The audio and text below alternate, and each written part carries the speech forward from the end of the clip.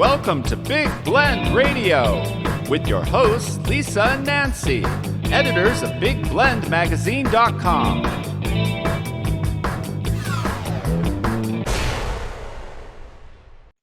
Hey everybody, welcome to Big Blend Radio with Nancy and Lisa, the mother-daughter travel team and publishers of Big Blend Radio and TV magazine.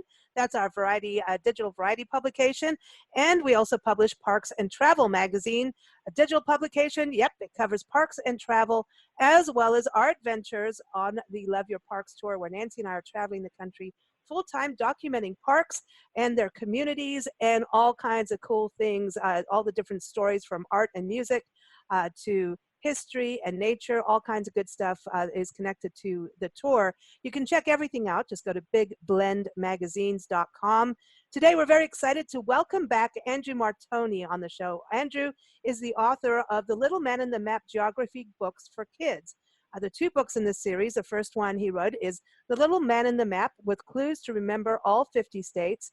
And the second one is The Little Man in the Map Teaches the State Capitals, something we're going to talk about today because he sent us on a story mission across the country as part of our tour, and it has to do with capital cities. Now you can get his books on Amazon, or you can go to his School Side Press website, which is geographybooksforkids.com. I encourage you to go there because it's got all kinds of articles and puzzles and coloring pages. There's a free teacher's guide in there, so a lot of good places, great destination. You can also keep up with him on Facebook and Twitter as well. But welcome back, Andrew. So good to have you back. Thank you, Lisa. It is wonderful to be back. Hey, and this is exciting. I want to talk about both books. At both books, number one is they're fun. It's a fun way to learn the states, the capital cities, and the geography of our country. But I think what's neat about it is you use what is called mnemonics. And I feel like that could be in a rap song. I don't know, but mnemonics, that's an interesting word. Maybe a lot of us may not know what that means. Well, I think there are a lot of people that don't know it, and I sometimes hesitate to use it because I don't want to sound snobbish, but I'm intrigued by that word because mnemonics sounds like it should start with an N, but it starts with an M. And there you go. There's the English language fooling us again. That is strange. I mean, how many other words start with MN? Yeah. Yeah. I don't know. I could look that up in a dictionary, but I never have looked it up. But I'll tell you what's very exciting for me is that not only are we going to be talking about the Little Man in the Map and how it works, et cetera, but one of my favorite subjects, obviously, is the parks. Parks. Yes. Yeah, and that's what you guys are doing. So tying parks and the capital cities together, I mean, I just think that's fabulous. Irma and I, my wife Irma and I have talked a lot about trying to go to every single capital. You guys are going to all the parks, and there's more of those than there are capitals, but to go to every single capital. So who knows? Maybe we'll follow your story and do some of that.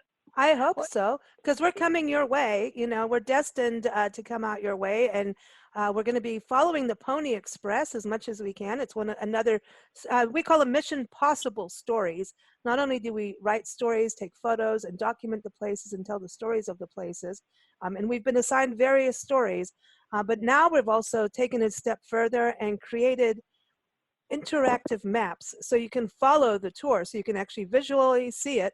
And everyone, you can go to nationalparktraveling.com, just look under Love Your Parks Tour, that section, you'll see all the maps we're in the middle of developing. And it's kind of like going backwards to go forwards, because we realized how many places and how many things we've experienced. And we realized capital cities, we're like, Andrew, we're following your cities here. And it's, to me, exciting because capital cities are like that hub of what happened. It's when a state was, how the territory was founded or settled. And they really are it's the hub of a state. So it's exciting to go there. And speaking of mnemonics and the English language, I learned on the tour, not only from going to some of the capital cities, but that the Capitol buildings themselves, I thought it would be spelled the same, CAPITAL. Well, Capitol buildings, as we learned, especially in Little Rock, is CAPITOL.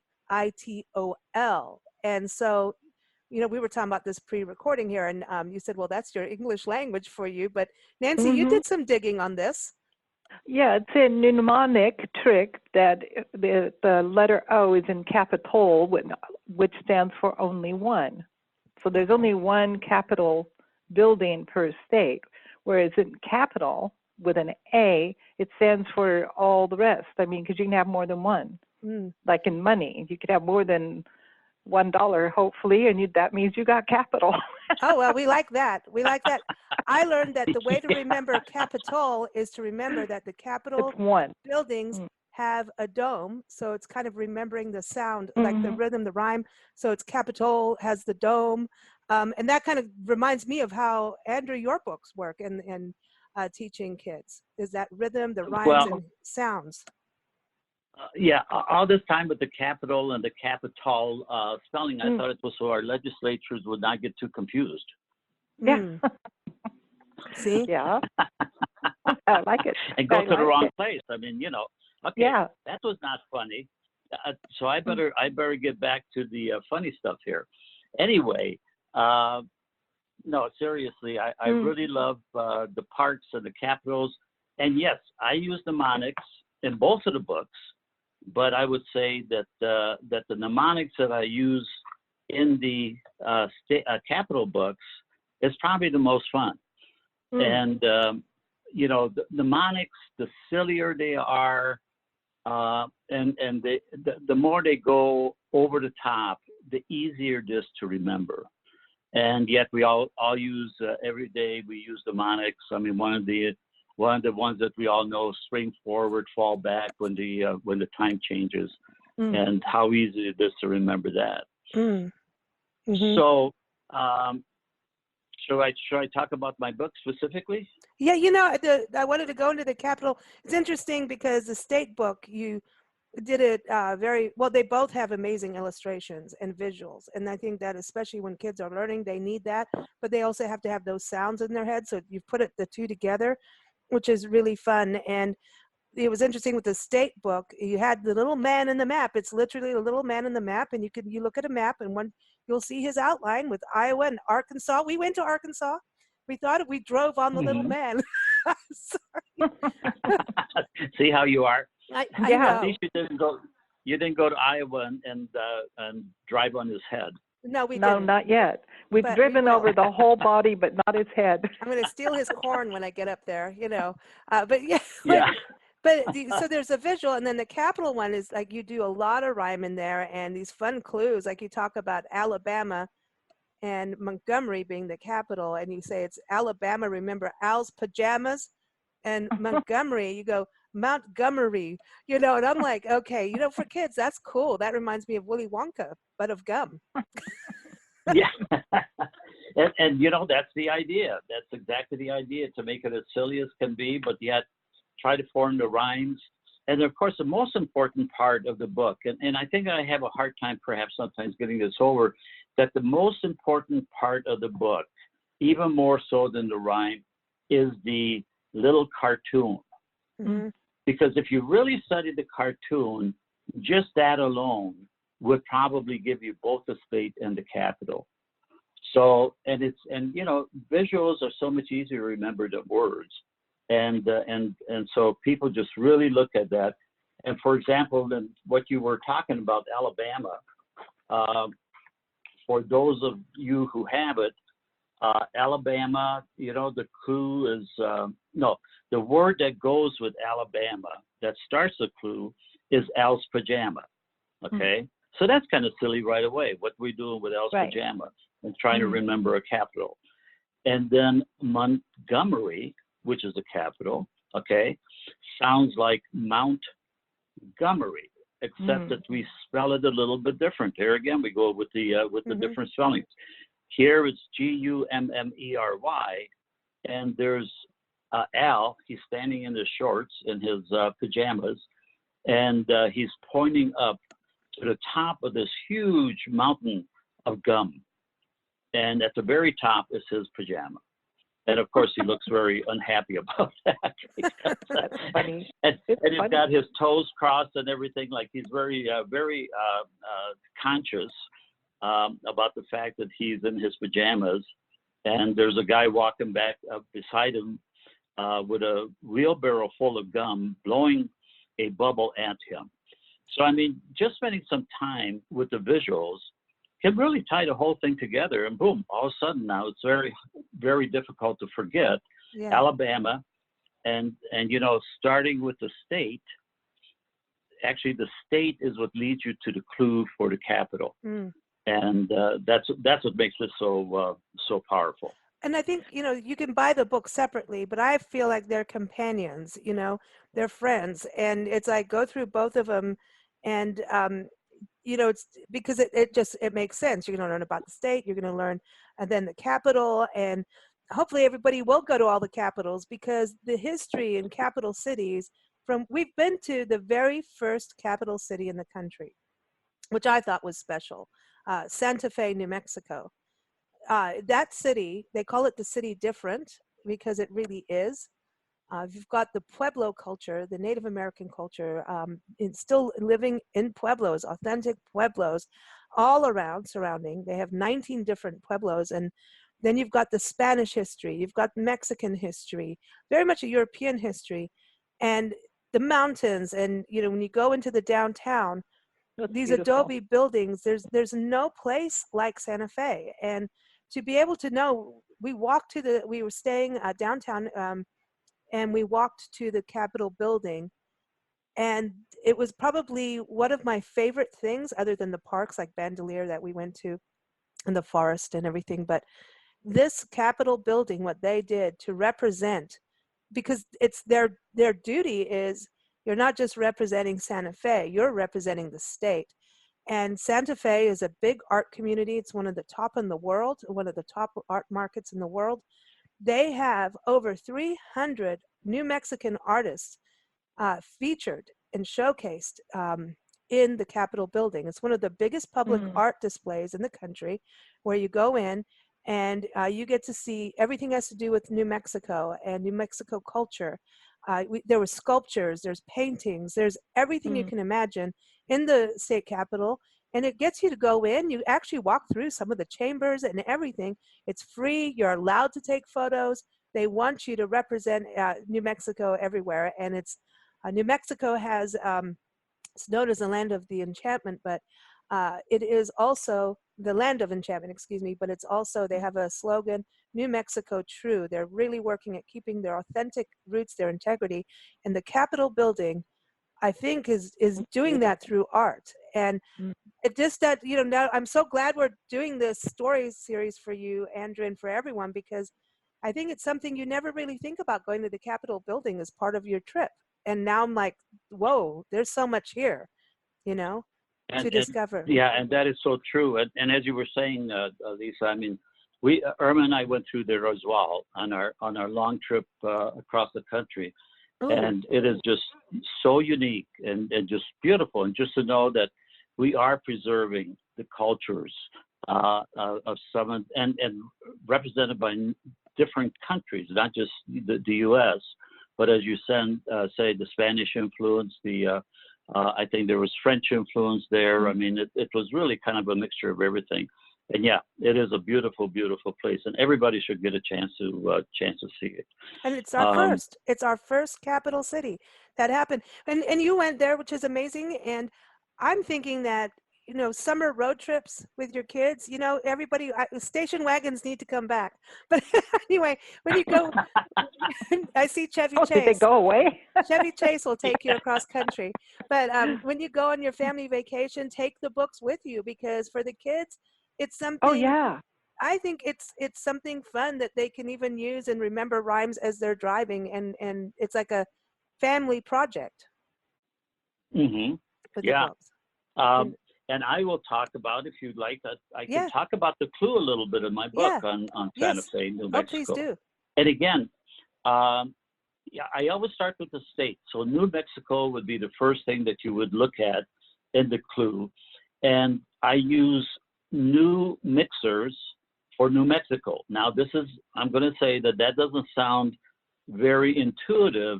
However, once you look at the cartoon, then it becomes very intuitive. because in the cartoon, we have new mixers on Santa's sleigh, okay? And there we have a sleigh filled with all kinds of toys. And the new mixers got loaded on Santa's sleigh and blew all the other great toys away, okay? And there are toys flying out of the sleigh, okay, by the dozens, and they're aiming for Santa. The reindeers are hiding. Santa's pulling his cap over his eyes so he doesn't get hit. And it's just a crazy cartoon, but it's fun. It's great. And that really kind of seals the deal of remembering New Mexico has new mixers, and they got loaded on Santa's sleigh, and they blew all the other toys away because somebody left them plugged in.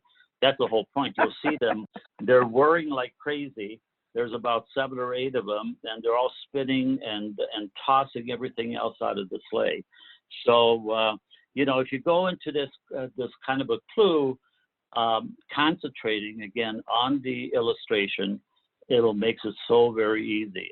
And the picture, the cartoon will always come back, especially when you look at Santa's face and the poor reindeer.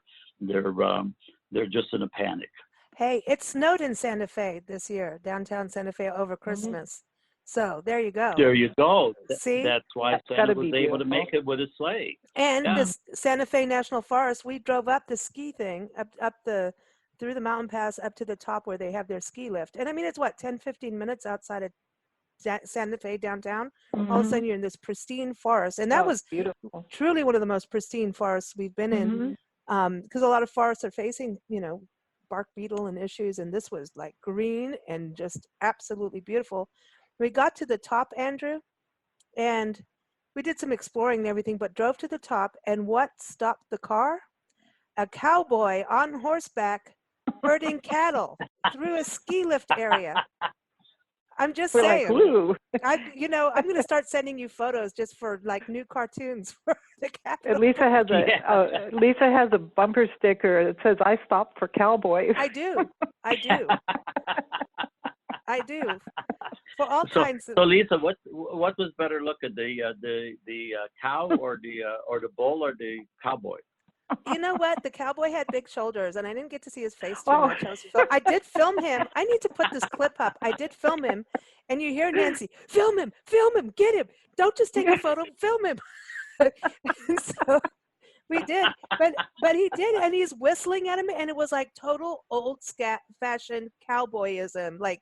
It was like real, and I'm going, this is crazy. It's in a capital city. It's weird. I know. I was like, and when they say it's the city different, and we just did a radio segment with them too, and I'm like, you guys really, you get to take the cake on that.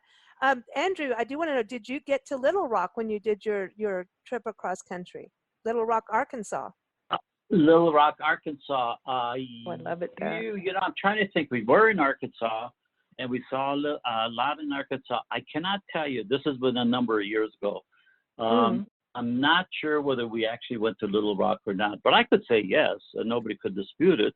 However, he's an author. He can do what he wants. I can do whatever I want. I have to tell you the story, though, also. I was driving up north in Northern California, going up to some land ahead, and there was this big bull right in the center of the highway. Now, it's just a 2-lane highway, right? Way up north, and I of course I had to stop, and I kept nudging the car forward, thinking, well, he's going to leave. That bull put down his head and charged me, charged the front of my beautiful car. I slammed that in reverse, and that's funny. That is funny. Yeah. It was so memorable. I'll never forget it. I have been charged by a bull when I was a kid, and I lived in Kenya, and I was playing around in the pasture, or whatever you call it, in the farm. I told you. My friend Chrissy and I were playing out there, and we would, little kids, you could swim in the trough, and it was like a swimming pool to us, and we were running around playing, and I don't know what happened, but all of a sudden, this young bull looks at us and just starts charging us. Man, did we run? But we were always running. I don't know what we were. Yeah, we were the 2 little black brats of the neighborhood, just going around and wrestling the cattle. But these cattle came after Mhm. us. And then I got almost charged in southern Tucson. Southern Tucson area is near Patagonia. In the parks, it was a Sonoyta preserve. And I hear this growl. I'm on my own in between business appointments thinking, oh, I'll go to the park. And I hear this growl and I'm thinking mountain lion, I'm not sure. And turns out one of the bulls had escaped from the next door's farm and they've been trying to chase him and catch him all day long, and he was mad, and there were Yep. other hikers. And so I just, I figured out it was a bull, and I'm like, dude. So I'm just sitting there, and apparently these people climbed up a tree. They got so scared. So my appointment was in a Film it. bar. My appointment after this was in a bar inside an old historic mission. And so I go in there and I'm talking to them, and I have the giggles over this whole thing, and they're like, here, have a beer. It's all good. Well, the couple come in and I start laughing, and they did not think it was funny whatsoever. It's disgusting that this cow got out. And I'm like, dude, come on. It's an experience. It's funny. And they didn't think it was funny. And anyway. Okay, I was charged by a moose in Yellowstone, and I thought it was funny up till a little bit later on when I had to cross the road and the moose was smart enough not to, and I just ran out into traffic. And because the moose stopped, people look at me, what's with this crazy woman? Don't feed the animals, everybody. No, and there's something that I learned. That's right. Yeah, you can see an animal when an animal looks down, not necessarily points the head down, but the eyeballs look down, and you can then see white around the iris of the eye. You need to run. You need to zigzag while you run because it's coming. Right. It's coming. Yeah, trouble is they can run faster than most of us. So I know, but that's why you have to you have to zigzag because they don't zigzag so fast. It's like rhinos too, because rhinos they charge dead on. You need to also zigzag. They go straight because they can't see that well. Yeah. So here it is, everybody. How to get charged by an animal. Do not get charged. Please don't get too close to the wildlife in parks. I'm just saying, so many people with their phones try to get close up to the wildlife, and we see this on Facebook groups and in the news all the time. So I'm just going to take this moment for my PSA. Do not get too close to the animals. Let them be natural and free in their area, and just kind of have that respect. But you are going to end up in some predicament at some point the more you're out in parks, because it is. And it's always fun to have those encounters. I think afterwards you're the most alive that you can feel, when that happens. You're close to Mother Nature. It's like it's happening. So there you go. Well, I sounds like you're also close to your maker. I know, exactly. You're like, I made it through. But Little Rock, I think this was one of those cities that, I mean, we're not living anywhere, but I would live in Little Rock. I love Little Rock. Nancy loves it. Absolutely. It's our hotel room. We stayed in a DoubleTree, and you don't think that, brand hotels would have this kind of thing. Nancy's room overlooked the Capitol at night, and everyone, you'll see this on the map, a beautiful night photo of the Capitol building that's lit up. My room overlooked the Arkansas River, which was really cool. But the hotel was right next to the old state Capitol building. So this is one of the oldest state buildings, state houses. And so much history. Bill Clinton did all his speeches from that building. And of course, Little Rock is huge on Clinton history. I ain't getting political. I'm just saying that's what it is. That's what they got. But it's also on the U.S. Civil Rights Trail, historic Civil Rights Trail. There's so many stories and so much history, and it's really multi-layered. And I encourage people to go there because it's interesting to see capital cities preserve their history while you still have to move forward in time. And I think Santa Fe's done an amazing job. Little Rock has, and I think I'm excited to go to Sacramento. I remember going through Carson City, maybe about, I don't know, maybe 10 years ago, actually. Yeah, probably 10 and years. I remember Carson City, that Capitol building was pretty impressive. And I remember it kind of having the downtown having an old school, keeping its history, but then the surroundings get modern. Have you been there recently? Because it's not too far from you, right, Andrew? What? I'm sorry. What was Carson that? City? Carson City? That's not that. Carson. Well, yeah. We go to Carson City quite often. Yeah, it's only about 45 minutes now that they open up the new freeway. It's only about 45 minutes. But let me, if I could, Sure. go back to Little Rock. That's what I was thinking about. And the clue. Oh, yay. So all your listeners can learn how to remember Arkansas and Little Rock. And if you take this state, Arkansas, and you parse that, you actually can get out of that Ark and Saw, Arkansas, Ark and Saw, 3 words. And then Little Rock, of course, the mnemonic for that is going to be Little Rock.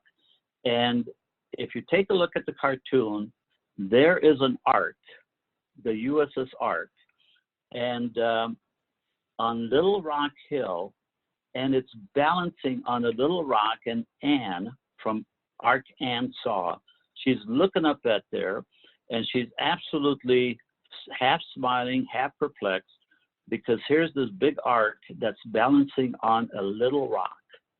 So the Ark and Saw, was it on a dock? No, it's on a little rock. And that's all you need to know, to remember. I love that, because that's how Little Rock's the name of the town came from. When Baptista was there, I'm going to have to look it up. I think it was a Jean Baptiste again. And I'm going to have to go, let me get the name of the founder here.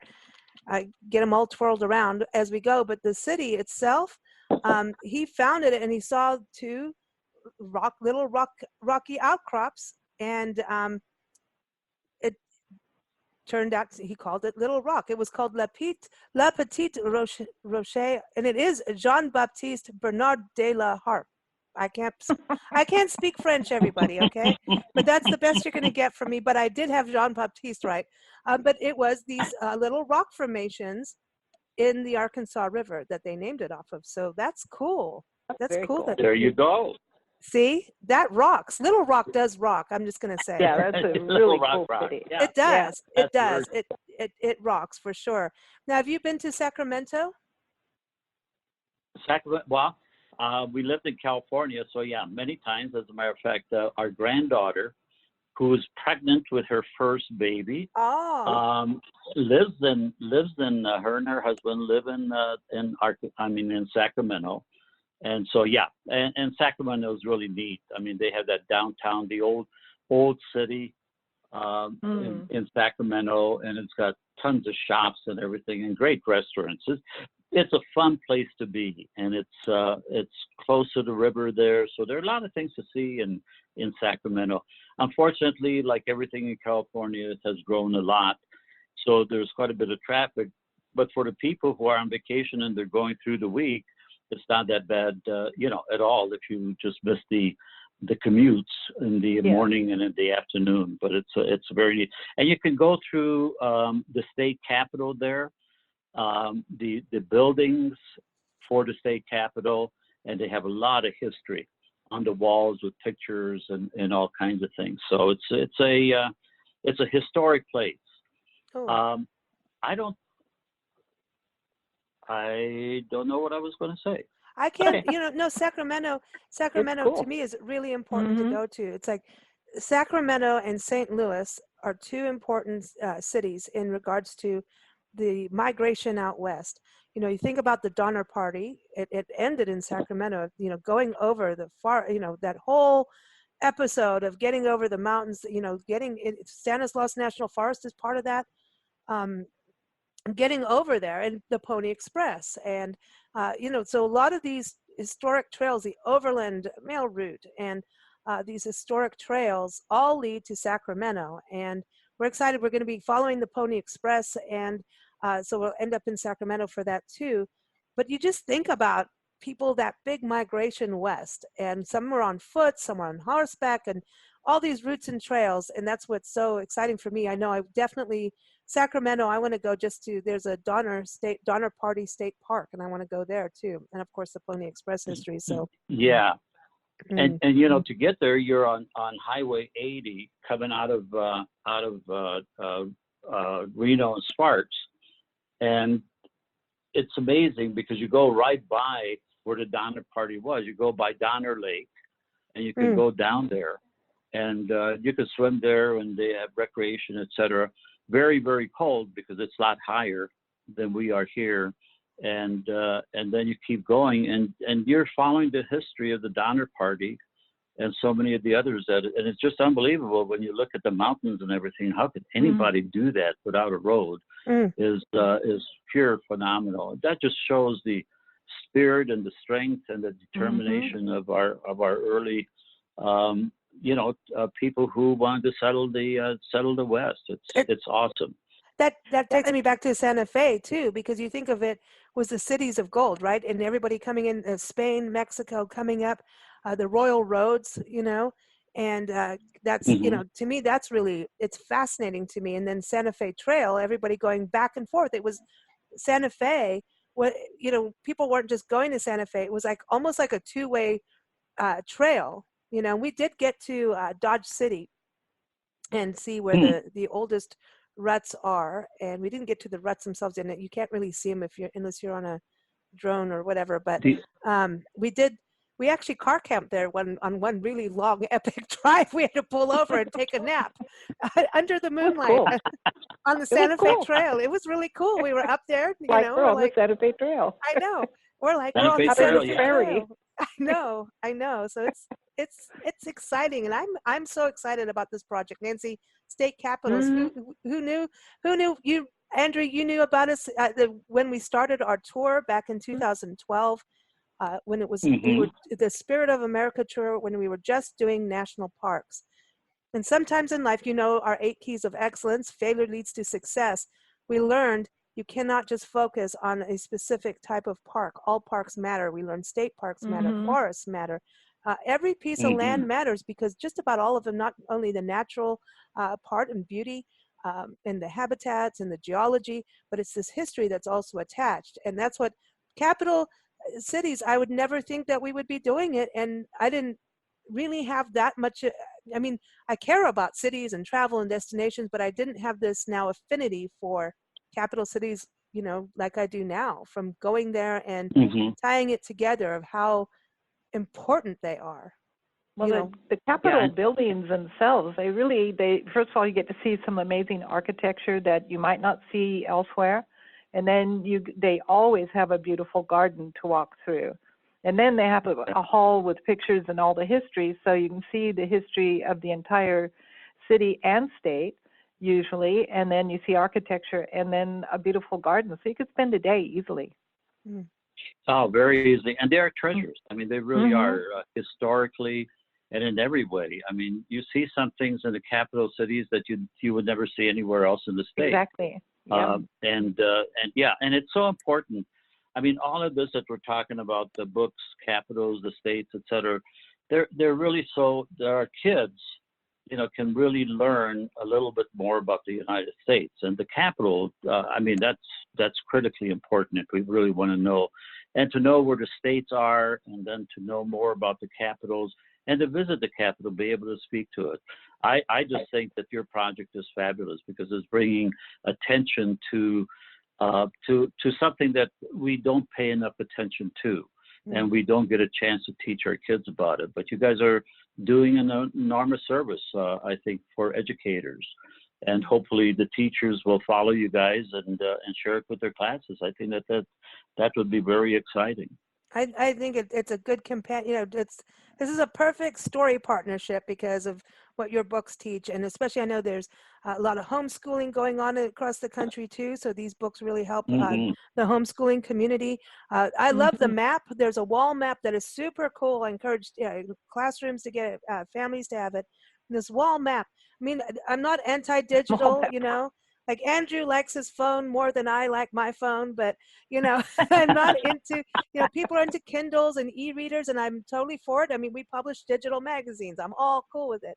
However, there's something about a tangible book, and there's something about a map that there's a tangibility to it. And I think that is really what your books are. They're tangible because of the mnemonics, because of the rhyme, because of the illustrations. It makes it tangible. I think that's the word that goes with mnemonics, is tangible, because if it's not tangible, how are you going to ingest it and learn? And I think that's where we go from that part, and then We're actually out there. The map is interactive. So when you go to our map on, again, you just go to loveyourparkstour.com and you'll see all the lists of all of our different stories. They range from public art across America to gardens across America, law and order across America, which Priscilla, our little pink sock monkey travel mascot, she gets put in historic jails across the country. It's funny. We have museums and family history. Sometimes she's hanging out in graveyards. Sometimes, you know how she is. She does have a crush on the little man on the map. He has a crush on her. So there's this long distance romance that's been going on for a number of years. Yeah. And he's hoping she'll be faithful, but she's not. Oh, nice. Well, I'd love to continue with the story, but I have to tell you about looking at maps, because when I was first thinking about how difficult it was to remember the location of all the states, and I always loved maps as a kid, but I could never remember where things were. I mean, I'm one of those people whose memory doesn't work that way, and I kept telling myself there's got to be a better way, and I had no idea of what was going to be a better way. And I had no preconceived notion whatsoever about how I'm going to do this book, if I ever find a way to do it, or if I ever find the key to the success. And I just looked at the map in every way possible. And I'm telling you, I turned the map upside down. I turned the map sideways. Because, we're so used to always reading everything from left to right. And that's the way we look at things also. They don't have to be written words, but so many of the things we'll look at a picture, and we generally do that. And it wasn't until I started looking up and down, that I saw the little man in the map. And once he popped out of the map, it was just incredible. He's there, and you'll never, even without buying the book, once you see the little man in the map, you'll never not see him, period. That's true. It's true. That's we see him all the true. time. Every time we plan our next, thing, because we don't use GPS because we enjoy getting lost. But the little man on the map is there. We look at it. I'm like, how do you know? You look. He becomes He's the centerfold of the U.S. map. He is. He is. You look at him, and then you get your boundary. Your bearings for the rest of the country and where everybody's situated. So, this is so cool, and I dig this. I'm very excited about going across and doing the capital cities and getting more in depth with them and sharing this with everyone, because get both books, get the map. There's a free teacher's guide up on geographybooksforkids.com as well, of course. Both books are available on Amazon. I'll give you the names again, everyone. It's The Little Man in the Map with clues to remember all 50 states. Nancy and I need clues all the time. And the other book is, of course, The Little Man in the Map Teaches the State Capitals. And that's going to be our road trip state capital Bible as we go. And everybody follow the map on loveyourparkstour.com. You'll be able to follow the story there. We're also going to be launching this year, 2020. It's 2020. And, we're a mother-daughter team. We've got the duo thing going. And we figured this just feels like a really good year to initiate some challenges, because it shouldn't just be us on a tour, right? We want your help. So we're going to be initiating challenges all throughout the year until the end of December. By December 20th will be the last one, where we want you to go out and keep us posted on state capitals. And this is all through our Big Blend community. You can find those links again at loveyourparkstour.com. You'll be able to connect in and say, hey, I was just in a capital city, post a photo. We want to have, or if you're in a capital city and live there, you can post as many things about capital cities as you want. We want to see them across the country. And so the Capital City Challenge is, can we all collectively get together and share 2020 things about capital cities, photos, or hey, this is a link. So we learn more about capital cities. We want 2020 posts in 20 months. I think it's doable. Don't you think, Andrew? Oh, I think so. We're crazy. Sure it's doable for you. No, I think that's great. I love it. And sharing the photos and everything, that's really exciing. And, and Lisa, you said you would share some of those with me. So, I can also go on your site. But that'll be very great. And for all of you people out there who are going to take a look at the little man in the map, if you have any comments or anything that you want to tell me, post it up there. And if you think the book is great, post it 2 or 3 times, please. Yes, Amazon loves reviews, and that really helps independent authors and publishers. It really does. So good point on that. Everybody, again, thank you for joining us. We love to play music. Oh, keep up with us at bigblendradio.com. We air episodes Monday, Wednesday, Friday, Sunday, and all kinds of outlets. So just go there and check it out. We appreciate you listening. We appreciate you all following our Love Your Park store. And we want to play music specifically for Andrew and the little man in the map. And there is a little man in the map. And in our interactive map, you'll see the little man in the map too. We're going to play this song for Andrew and for all of you. This is called Texas Blue Moon.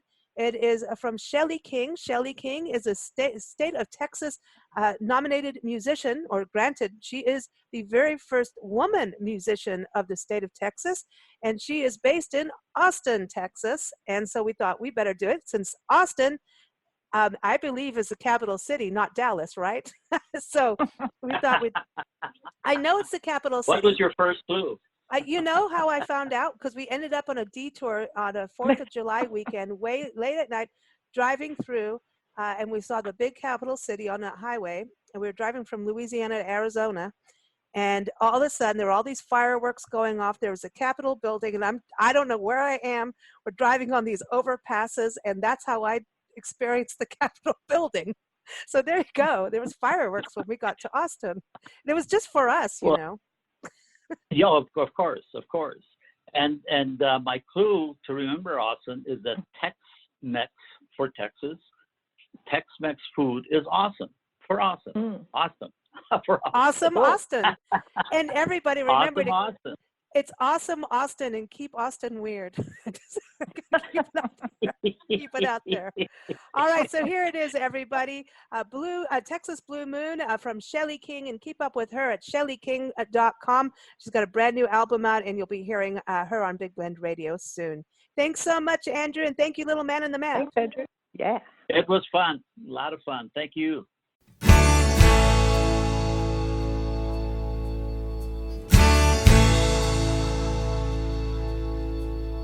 Perfect night, the sky is clear. You say the things I wanna hear. Ooh, riding shotgun, windows down.